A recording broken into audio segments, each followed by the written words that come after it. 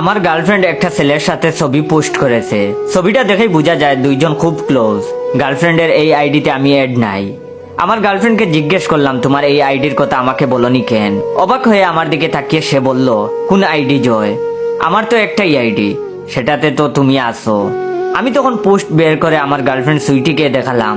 সুইটি চোখ বড় করে আমার দিকে তাকিয়ে বলল, ও মা, দেখছো বাবু, ছেলেটা কি ফাজিল, আমার ছবি দিয়ে ফেক আইডি খুলেছে, তুমি এক্ষুনি রিপোর্ট করো। আমি আইডিতে রিপোর্ট করলাম। এরপরে ওই আইডিটা খুঁজে পাইনি, মনে হয় ফেসবুক ব্যান করে দিয়েছে। এর কিছুদিন পর আরেকটা আইডি দেখলাম। সুইটি তখন দেখে বলল, বাবু, আমি আর ফেসবুক চালাবো না। এসব ফাজিল ছেলেরা শুধু আমার ছবি দিয়ে কয়েকদিন পর পর ফেক আইডি খুলে, আবার দেখো ছবি এডিট করে অন্য ছেলের সাথে ছবি পোস্ট করে। ভাগ্যিস তুমি দেখছো, যদি আব্বু দেখতো তাহলে আমাকে মেরেই ফেলতো। সুইটির আব্বু আবার বিদেশে থাকেন। শুক্রবারে সুইটিকে কল দিলাম, দিয়ে বললাম, আজ বের হতে পারবা? তখন সে বলল, না বাবু, আজ বের হতে পারবো না। তাই আমিও ভেবেছিলাম শুক্রবারে আর বের হব না। কিন্তু আমার এক বন্ধু জোর করে নিউ মার্কেটে আমাকে নিয়ে গেল। গিয়ে দেখি সুইটি একটা ছেলের সাথে নিউ মার্কেটে এসেছে। তো তখন আমি তাকে কিছু বলি নাই। রাতের বেলা আমি তাকে জিজ্ঞেস করলাম ছেলেটাকে।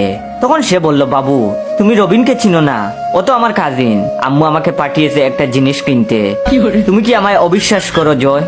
তখন আমি বললাম, না না, অবিশ্বাস কেন করব? বলে রাখা ভালো, সুইটির সাথে আমার 2 বছরের সম্পর্ক। মেয়েটা খুবই ভালো, দেখতেও বেশ সুন্দর। একদিন রবিনের সাথে আমার টিএসসি তে দেখা হলো। রবিন আমাকে দেখেই ডাক দিল, জয় ভাই। আমি প্রথমে চিনতে পারিনি, পরে চিনলাম। আর মনে মনে বললাম, আরে এটা তো সুইটির কাজিন। রবিন আমার কাছে এসে বলল, আপনি জয় ভাই না? আমি আবারও মনে মনে ভাবতে শুরু করলাম, রবিন আমাকে কি করে চিনলো, বুঝতে পারলাম না। সুইটি কি ওর ফ্যামিলিতে আমার কথা বলেছে? মেয়েটা দেখি খুব কাজের। তখন আমি বললাম, হ্যাঁ আমি জয়, আপনি? তখন সে বলল, আমি রবিন। আর বলল, আপনি তো সুইটির কাজিন, তাই না? আমি হতবাক হয়ে চেয়ে রইলাম। রবিন বলল, সুইটি আপনার কথা প্রায়ই বলে। আমি তখন বললাম, সুইটি আপনার কে হয়? তখন সে বলল, আপনি খুব ভালো মানুষ, তাই বলছি। সুইটি আমার গার্লফ্রেন্ড। আমি এটা শুনে আমার কথা হারিয়ে গেছে। কোনো মতে নিজেকে সামলিয়ে জিজ্ঞেস করলাম, কতদিনের সম্পর্ক আপনাদের? তখন সে বলল, 3 বছর ভাই। ছেলে দেখি আমার সিনিয়র। আমি তখন তাকে বললাম, ভাই সময় আছে আপনার কাছে? তখন সে বলল, হ্যাঁ ভাই। ছেলের মুখে এখনো হাসি লেগে আছে। একটু পরে অবশ্য হাসিটা থাকবে না। আমরা মধুর ক্যান্টিনে আসলাম। আগে একটু চা খেয়ে নেই। ওর হাসিটা দেখতে ভালো লাগছে। ও ভাবছে গার্লফ্রেন্ডের কাজিনের সাথে সম্পর্ক ভালো হচ্ছে, সামনে কাজে লাগবে। বলা তো যায় না, যদি পালিয়ে বিয়ে করতে হয়। চা খেতে খেতে আমি বললাম, রবিন, তুমি কি সুইটির কোনো ফেক আইডি দেখেছো? রবিন অবাক হয়ে আমার দিকে তাকিয়ে বলল, হ্যাঁ ভাই, কয়েকটা ফাজিল পুলা এই কাজ করেছে।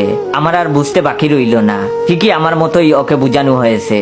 তখন আমি বললাম, আইডিটা এখন নাই, তাই না? তখন সে বলল, আমি রিপোর্ট করার পর আর নাই। আমি তখন বললাম, আইডি ঠিক আছে, তোমাকে ব্লক করা হয়েছে।